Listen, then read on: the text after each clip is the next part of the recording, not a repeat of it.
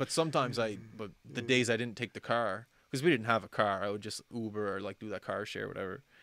And I'd just go there, I'd clock in, and those were like the original times of where I'd start thinking about the company, this company.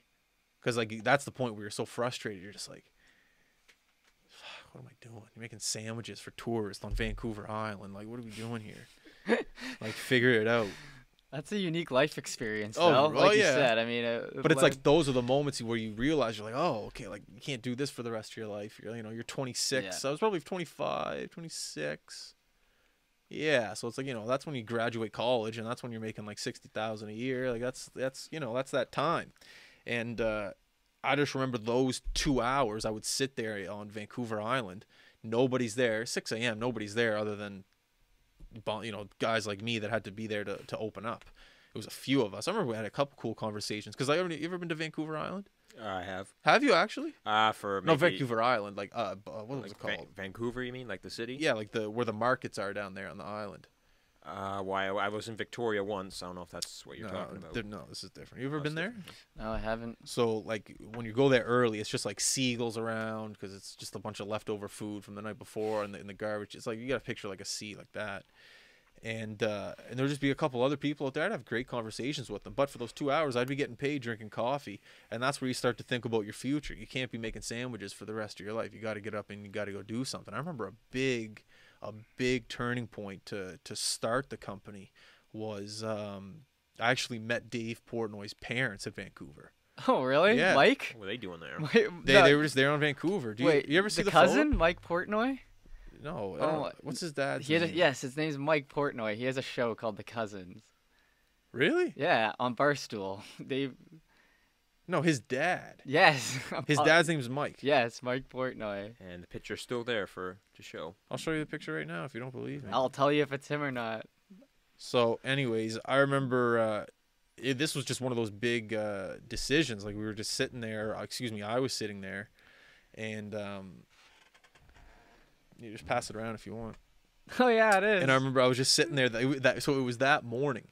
I was sitting there like having coffee. That picture was probably at like 10 a.m. That's hilarious. So I remember I was sitting there. I was like, man, I want to do my own thing. I knew I liked media. I knew I liked entertainment. I knew I liked some form of, the internet and video and audio, just getting ideas out there. And that day, his parents walked in, and I saw that as a sign. And I saw that as what are the chances of that to happen?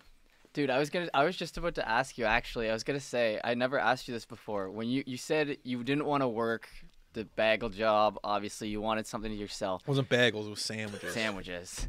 I was a great sandwich maker. So what Portnoy always says is he was going to try anything. Like he had like a list of like 10 ideas, and he said, whichever one gets me rich, I don't care. Whichever one gives me a job I don't mind going to, I don't care. And Barstool Sports was the one that stuck. So were you the same way where like you were just like, I can't work this, I have a couple of ideas in mind? Or were you just totally like media, like this is what I want to do, like sports, like, or did you kind of like, you know what I mean? Well, the podcast was the first idea because it was the easiest and simplest. You didn't need much money. There's no overhead. You don't need an office. All you needed was a mic and a laptop. You don't need all this equipment to start a podcast. This is a luxury at this point. Oh, yeah. So I remember that was like the easiest thing to start with no money was a podcast. You don't even need a mic. You just need a phone, talking to your phone. So I remember that was the original idea. And then from there, the street interviews came. From there, the mic'd up videos came. From there, the live streaming came. So it was just kind of like a domino effect of things just kind of falling over. But the original was the podcast or just some form of talk show. That was the original just plan. And were you getting listeners at that point when you were in Vancouver or no? We were, but like they were all coming from here. So it was like 50 downloads an episode, 40. Nothing. It was nothing. Because the guests were different. Like the guests were just like my friends. Yeah, like, your homies. I'd ask